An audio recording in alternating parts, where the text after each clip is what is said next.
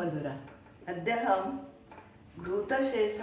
घृतशेष अस्ति एतस्य वट्टकान् करोमि खंडान करोमि म्हणजे मी याच्या वड्या करणार आहे.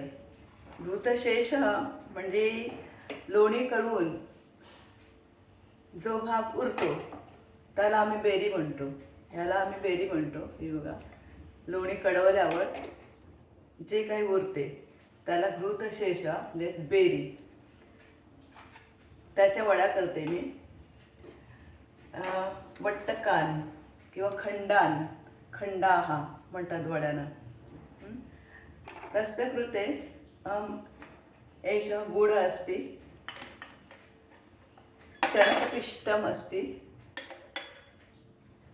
नंतरम एला पावडर, वेलची पावडर आहे. एतत् साहित्यमस्ति. अधुना अहं त्यात लावून मी आता हे छान प्रकारे ढवळणार आहे. आलोडय आम्ही एतस्मिन् प्रथमम् अहम् एतत् पिष्टं स्थापयामि. एतत् चणकपिष्टमस्ति. हे अशा प्रकारे छान प्रकारे भाजून घेतलेले आहे बेसनात. आता मी ह्याच्यामध्ये हा गूळ घालते. अंदाजाने गूळ घालायचा. साधारण 1 वाटी असेल बेरी तर त्याला 1 वाटी गूळ घालायचा. बेरी थोडी आंबट असते त्यामुळे गूळ जास्त लागतो त्याला थोडा. आवडीनुसार तुम्ही घालू शकता गूळ. आता अशा प्रकारे हा गूळ विरघळेपर्यंत त्याला छान ढवळायचं. तर हे कढईला कटाह किंवा फास्ट्रम म्हणतात बरं का संस्कृतमध्ये. आपण एक एक शब्द शिकणार आहोत कोणताही पदार्थ करता. तर ही समदारिवी आहे आणि हे फास्ट्रम, कढईला म्हणतात फास्ट्रम.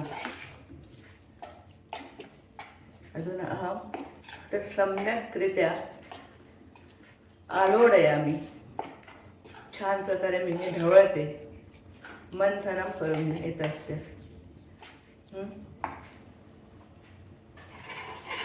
हे बघा, त्याला छान रंग आला असा. ते एकत्र गोळा होत आला की ते एका ट्रेमध्ये काढायचं. हे बघ, ते छान असा गोळा होत आले. गोळा झाला, थोडं जवळजवळ यायला लागलं की मग ते ट्रेमध्ये पुसायचं. छान रंग पण आलेला आहे आता. यात मी वेलची घातलेली आहे. आता हा मी ट्रे घेतलाय काचीचा.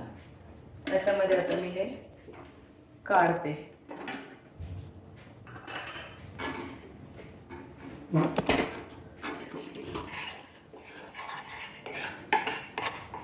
हे बघा,